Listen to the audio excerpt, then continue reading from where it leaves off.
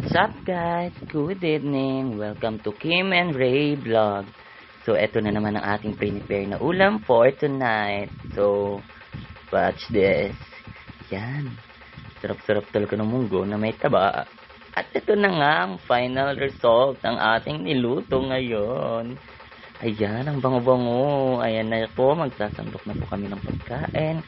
Nagsasandok na po ang aking tatay ng kanilang kanin at ako nagsarili. Ayan na po, nag-aharap. Lalagay na ako ng pagkain. So, umausok-usok pa at nag-iinarte pa po ako dyan. Actually, favorite ko po talaga ang langka. So, palaban talaga ang ating pagkain for tonight vlog. So, ayun, yung siko ng tatay ko, malapit na sa akin. Parang gusto niya akong sikuin that time. Kasi pinapabili niya ako ng Coke na bawal naman sa akin. Charis! Ayan na nga. Ayan pa, nagpalapit pa ng video. Wow. Eh di hindi nakita yung pagkain. Nilayo ulit. So, ayan na nga. Ready na ulit na kumain. So, inaalo ko sila. Pak. Unang tikim. Walang laman.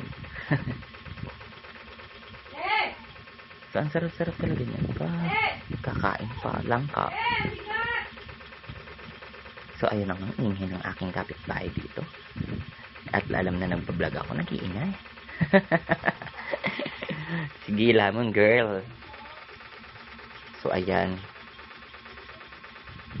Kahit ayoko talaga ng munggo ever since. Pero langka ang favorite ko. So, syempre, taba pa rin ang ating hanap for tonight. Our crazy. Ngayon naman nun. Ayan, so guys, nagpapainggit lang po ako dyan sa inyo. Ayan na. At syempre, magtitrip tayo ng mga aking bunsong kapatid. Ayan na siya. Pag hindi makakain, busy sa cellphone. At ibalik natin sa akin ang trono. Kakain muna tayo. So, ayun. Masarap talaga ng sabaw that time. Kasi, ang init na nga ng panahon. Ang init din. So, gayon. Naging hot pa ako lalo. Charis! So, ayan na guys. Anong feeling nung kumakain ka ng munggo na hindi mo naman gusto? Pero, ang perfect ng langka na yan. Hindi pa siya ganun kahinog. Kaya, ang sarap ng kain. Then, syempre, hindi mawawala ang ating ultimate favorite taba, liempo. Diba? Pero tinabi ko yung gulay. So, ayan na nga. Ang sarap-sarap niyan. Pinipili-pili ko pa yung munggo kasi tatanggalin ko. Ay, sorry. Masyado ako na-excite. Pak. Ang mumukha kong siya tayo Tommy dito that time. My God. So, ganyan po ako kumain. So, nakikita niya kung paano ako kumain. Kung gaano kalaki yung aking muso. Kung gaano ko kagaling sumubo. At kung gaano kalaki ang aking bibig.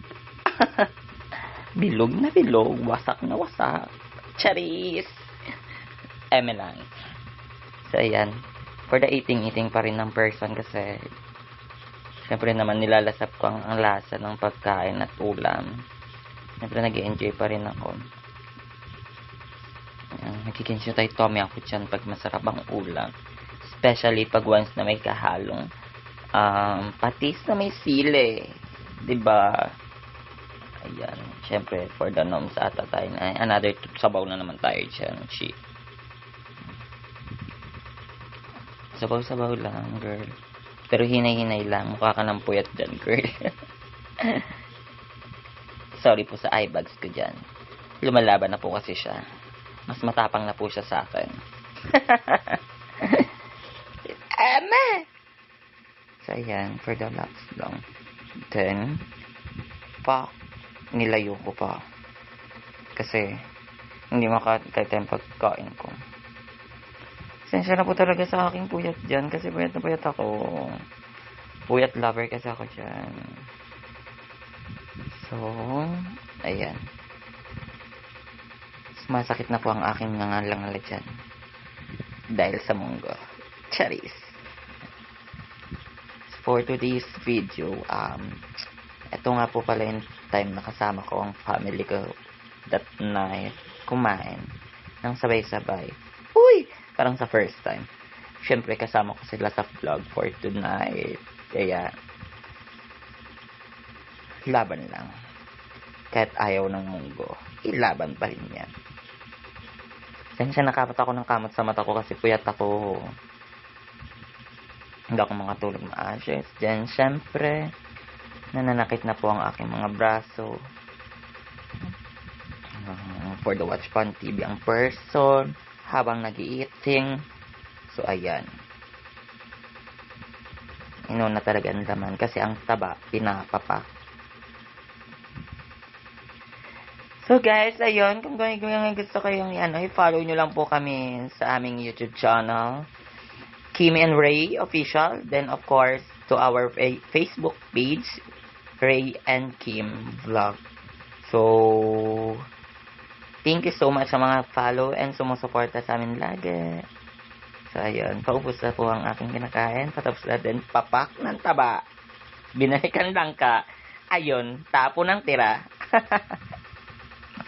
For the water na tayo. Dito tayo lumalaban ng water. Kasi every night, every day talaga, malakas akong kumain, malakas akong uminom ng tubig. And of course, malakas din ako mag-red horse. Basta lang red horse. Charis. So, ayan.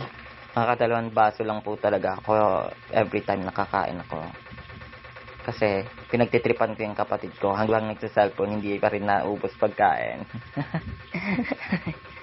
For the watch lang siya ng cellphone niya. Later, I will look Charis, tututo ko sa kanya. Ito na po. Ito naman ang aking kapatid na nag-cellphone lang.